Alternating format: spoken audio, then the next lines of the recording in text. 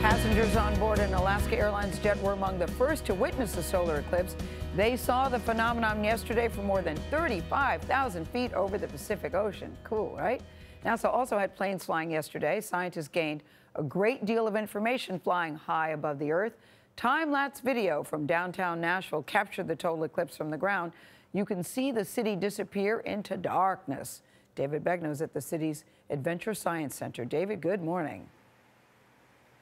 Gayle, good morning. You're not going to believe what happened here. Yesterday, right at the moment when the moon was about to swallow the sun, at that exact moment, the clouds moved in and blocked, ruined that moment of totality for the people who were here watching.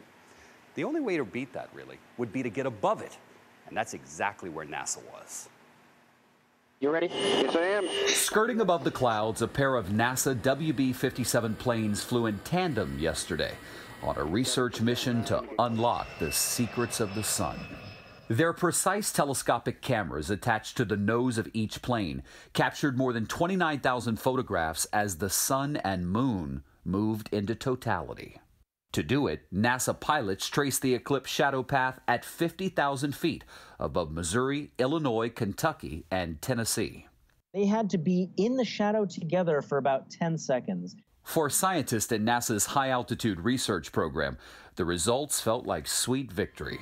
They were able to chase a solar eclipse going 450 miles an hour, spaced 70 miles apart, and they hit their marks within seconds of one another so that we could get 7.5 minutes of totality compared to only 2 minutes 40 seconds for someone standing on the ground. Flying in this plane requires a lot of specialized training. We met Amir Caspi at Ellington Field in Houston 2 weeks ago, where NASA's Stratospheric Airborne Science Team hopes to learn about how energy is transferred from inside of the sun to its hotter outer corona.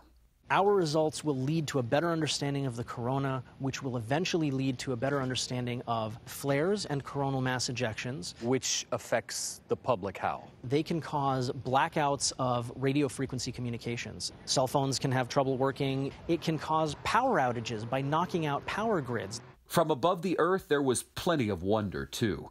This is the moon's shadow, also known as the umbra. And that tiny speck flying across the sun is the International Space Station. All of a sudden, this huge black shadow was going across the Earth. As you might imagine, the 6 engineers on board the ISS had a view that was out of this world. For us, being able to witness it from above was just really special. The hope is that this eclipse inspired a whole new generation to have an appreciation and maybe even a love for science and nature. We have a treasure trove of scientific data that nobody else has right now. Our pilots and our equipment operators hit those marks bullseye.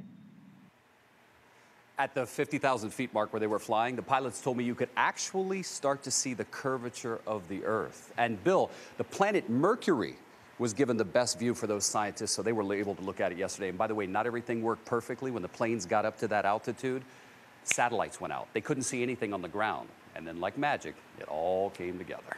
Amazing. Clouds adding drama, satellites adding drama. David, thanks for that.